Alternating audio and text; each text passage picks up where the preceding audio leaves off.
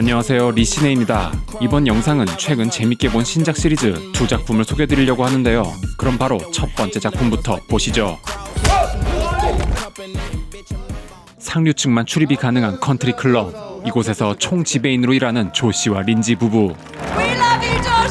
겉으로는 누가 봐도 인꼬 부부처럼 보이지만 실상은 전혀 달랐는데요. 크고 작은 부부싸움이 일상이 된 이 둘은 이날도 어김없이 거친 말을 주고받다 결국 일이 터지고 말죠. 문제는 이 충격적인 순간을 클럽의 비정규직 젠지 커플 오스틴과 애슐리가 목격하고 마는데,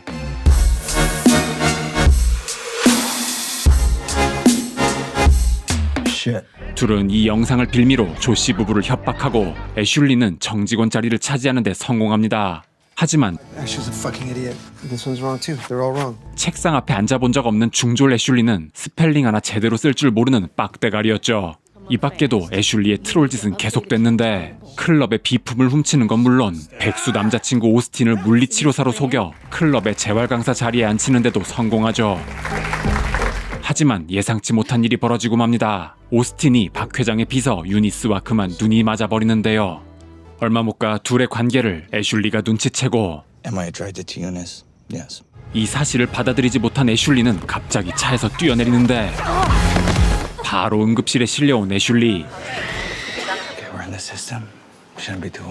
Thank God for health insurance. We pay up to $5,000. Then what is health insurance? 하지만 아무리 기다려도 애슐리의 차례는 오지 않았죠. How many people are ahead of us? Sir, please return to your seat. 때마침 조씨가 응급실에 도착하고 상류층 인맥을 통해 바로 치료를 받을 수 있도록 도움을 주려고 하지만, Delete those backup videos. What? Delete the videos or I'm gonna walk away right I now. don't need your fucking help, you fucking boomer. Enjoy the wait. 애슐리는 얄팍한 자존심 때문에 조씨의 도움을 걷어차버리고 결국 극심한 복통에 정신을 잃고 마는 애슐리. 눈을 떴을 땐 이미 수술이 끝난 뒤였고, They had to remove your ovary. 애슐리는 돌이킬 수 없는 결과를 맞이하게 되죠. 그리고 이 분노의 화살은 고스란히 조씨에게 향하는데, 한편 박 회장에게도 위기가 찾아옵니다. 남편 김 박사가 운영하는 성형외과에서 환자가 사망하는 사고가 터진 것인데요. 환자가 죽었어요. 뒷수습에 나선 박 회장은 입막음용 자금을 마련하기 위해 컨트리 클럽을 이용해 돈 세탁을 시작하지만, 이 비밀을 알게 되는 사람들이 생기자 박 회장은 폭주하기 시작하는데, 과연 빡대가리 젠지 커플, 사랑이 식어버린 밀레니얼 부부, 그리고 모든 것 위에서 군림하는 억만장자 부부, 이들의 얽히고 설킨 관계는 어떻게 흘러가게 될까요?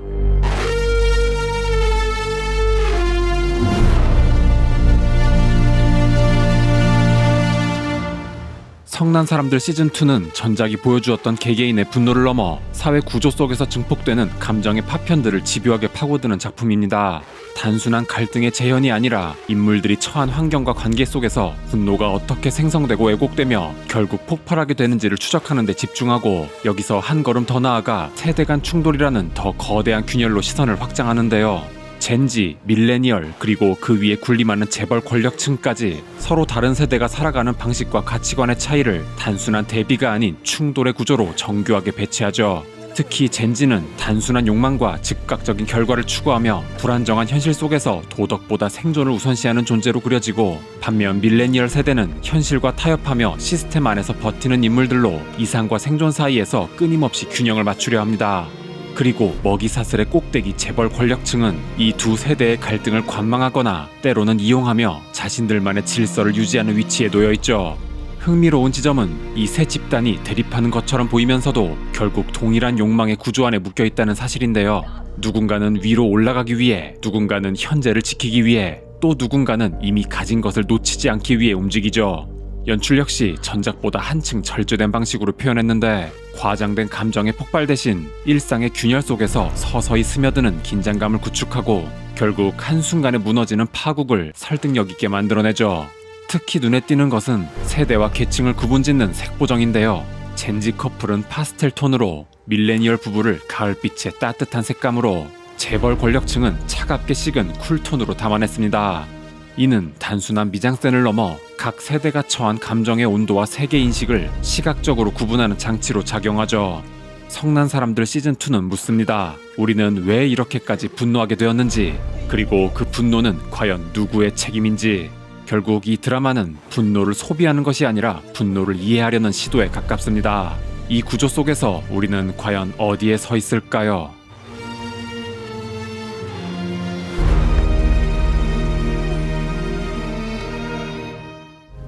뽕 중독으로 여름방학을 재활센터에서 보낸 루. 오늘은 치료를 마치고 집에 돌아오는 날인데 Miss you? Hey. 엄마와 동생이 마중을 나왔네요. I'm very happy for you, Rue. 그때 자전거를 탄 금발의 소녀를 발견한 루는 소녀에게서 눈을 떼지 못하고, 이 소녀의 이름은 줄스. Some new girl in town that I think you're gonna be friends with. 루의 친구 페즈코는 줄스를 처음 본 순간 루와 잘 맞을 것 같다고 예감했죠.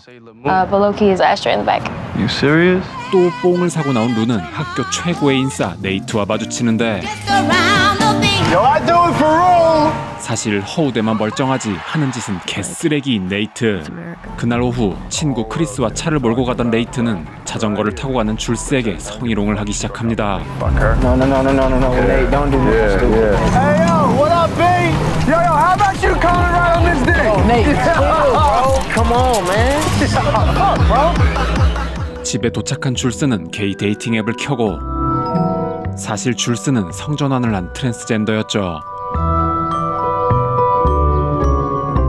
예쁜 남자를 좋아한다는 도미넌트 데디와 메시지를 주고받는 줄스.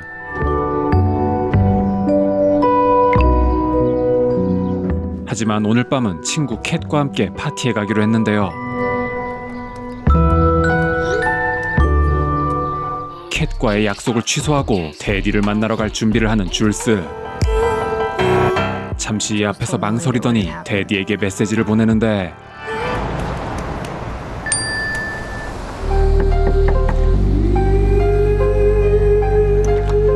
How old are you? 22. And I don't want to be that old guy that gives you advice. Two versions of how your life can go. 그렇게 줄스는 늙은 꼰대와 하룻밤을 보냅니다. 꼰대가 자리를 비운 사이 몰래 핸드폰을 훔쳐보는 줄스. 이런 멀쩡한 가정이 있는 남자였네요. 그 시각 후끈하게 달아오른 파티.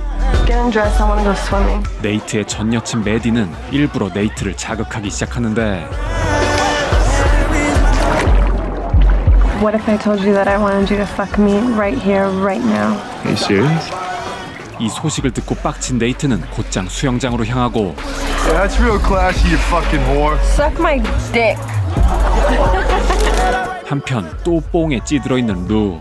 사실 루는 어릴 때부터 겪어온 불안장애로 뽕에 의존하게 된 건데요. 이미 끊을 수 없는 지경까지 가버리고 말았죠. 그리고 뒤늦게 파티를 즐기러 온 줄스. 전학 온 지 얼마 되지 않은 줄스는 친구라곤 캣 한 명뿐인데 열심히 캣을 찾아보지만 If I were to pull my dick out right now, would you suck it? 캣은 지금 너무나도 바쁘네요. 할 수 없이 혼자 돌아다니며 술을 들이켜는 줄스. 그때 메디 때문에 빡친 네이트가 깽판을 치기 시작하고 Look out of here! Get the fuck out of the kitchen! Fuck! What the fuck are you looking at? 처음 보는 줄스에게 시비를 터는데 Who are you? I'm Jules. I'm a friend of. Do you guys know who the fuck this is? Yo, does anybody know who the fuck Jules is? I'm just minding my own business. I'm not trying to start it. Nobody that looks like you is minding their own fucking business. Now somebody better speak up, or this bitch is gonna get. 더 이상 이 비용신 짓을 참고만 있을 수 없던 줄스는 칼을 집어들고 You wanna fucking hurt me? 참교육을 해줍니다. By the way, I'm Jules. I just moved here. 한바탕 소동이 끝나고 줄스에게 말을 거는 루. Are you okay? Yeah, it's fine. I'm Rue. I'm Jules. I didn't want a fucking broken cheekbone or some shit. I totally I get the logic behind it, but it's still like, where are you headed to? Home. Can I come with you? 그렇게 둘은 친구가 되고 날이 밝자 네이트도 집에 돌아왔는데 이런 어디서 많이 본 남자가? 줄스와 잠자리를 한 데디가 네이트의 데디였네요. 계약 후 완전 베프가 된 루와 줄스. Tell us a 5-minute story about your summer. Here, Rue. 루가 무대 위에 올라 발표를 하려는데 I can't think. 바로 공황장애가 와버리죠. Anything that had an impact on you this summer. This summer? 이번 여름방학 전체를 재활센터에서 보낸 루. 그 옆을 가족들이 지켜줬는데요. 중독자인 루를 돌보느라 많은 희생을 치러야 했던 가족들. 그 기억에 루는 결국 발표를 하지 못하고 밖으로 나가버립니다. 그날 저녁 또 게이 데이팅 앱에서 메시지를 주고받는 줄스. 이번엔 샤이가이군요. 줄스는 트랜스젠더가 된 이후 남자와의 사랑을 꿈꾸고 있었는데요. 이번엔 제대로 사랑에 빠진 것 같네요.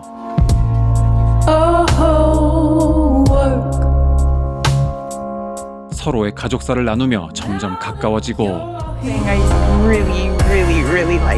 루에게도 샤이가이의 존재를 알려주는데 Who? Shy Guy 118? 사실 줄스를 몰래 좋아하고 있었던 루. Jules was falling in love. 하지만 줄스는 이미 샤이가이에게 푹 빠져있는 상태였죠.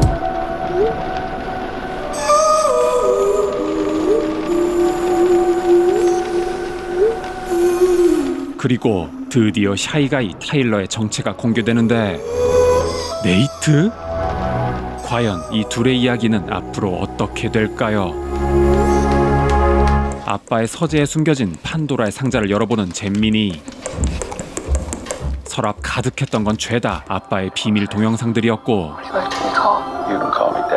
충격적이게도 아빠가 만나온 상대는 전부 게이와 트랜스젠더였는데요. 불과 11살에 아빠가 게이였다는 사실을 알게 된 잼민이.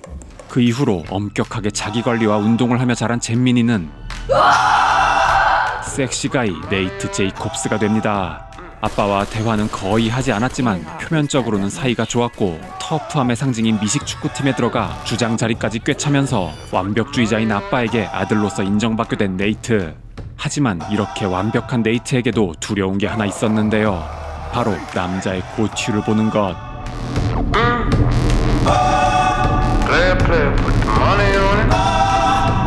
어렸을 때 본 아빠의 동영상 때문에 트라우마가 생겨버린 거죠.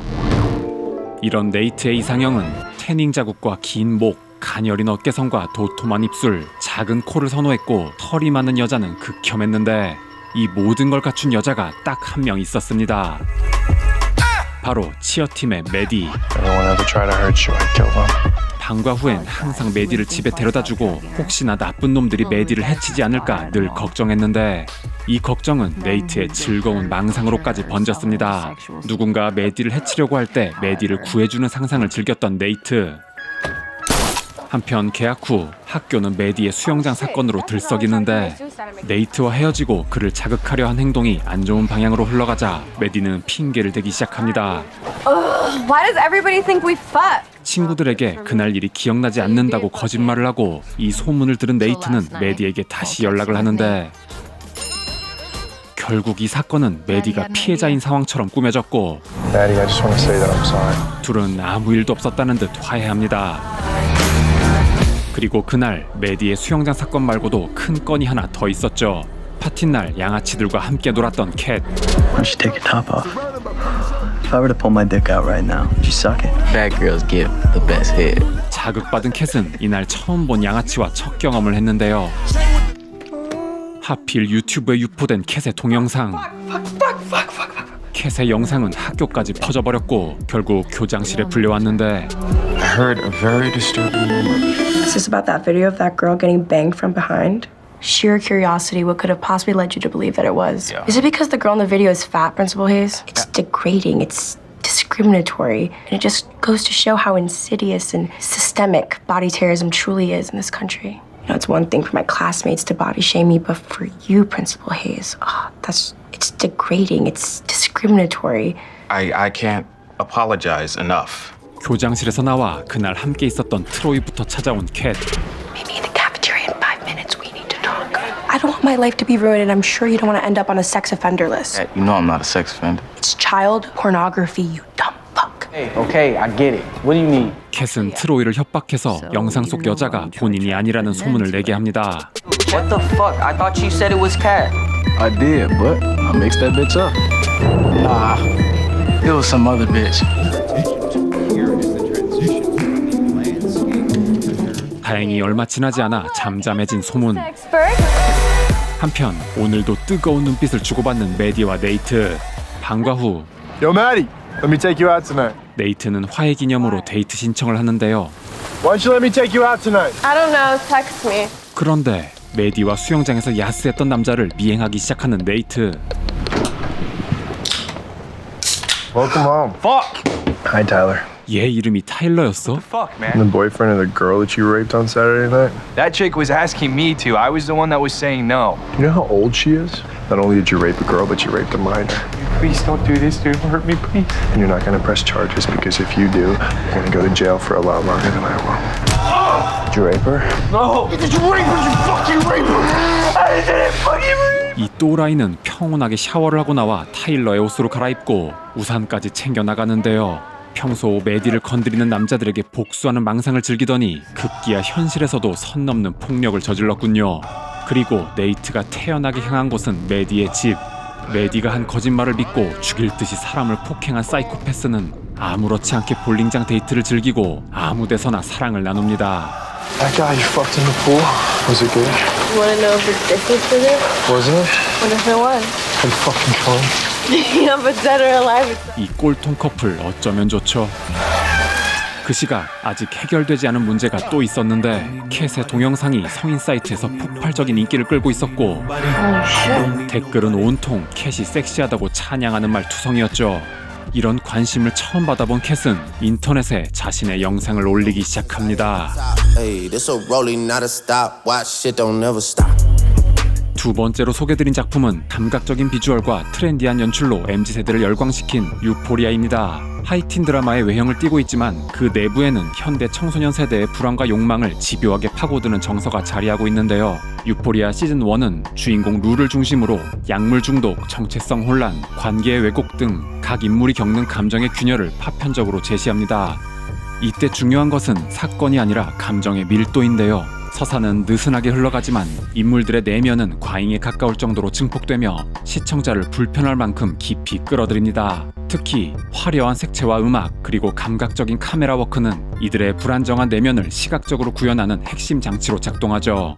시즌2에 들어서며 작품은 보다 공격적으로 변모합니다. 인물 간의 관계는 더욱 뒤틀리고 갈등은 감정의 영역을 넘어 물리적인 충돌로까지 확장되는데요.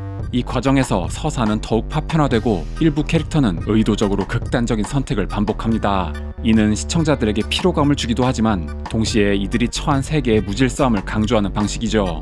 그리고 시즌3는 이러한 흐름의 연장선에서 감정들이 담긴 자녀에 집중합니다. 무너진 관계와 상처로 남은 기억, 그리고 더 이상 되돌릴 수 없는 선택들. 이 시즌은 단순한 사건의 전개보다 인물들이 감당해야 할 결과와 그 이후의 삶을 보다 차분한 시선으로 응시하는데요. 이들은 이제 방황하는 청춘이 아니라 이미 무너진 세계 속에서 각자의 방식으로 버티고 있는 존재들이죠.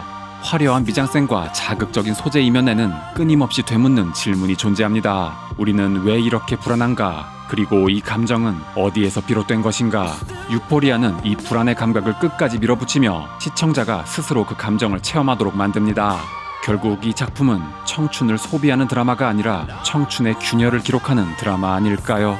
오늘 소개드린 두 작품이 마음에 드셨다면 구독과 좋아요 부탁드리고요. 리신에는 다음에도 재밌는 작품으로 돌아오겠습니다.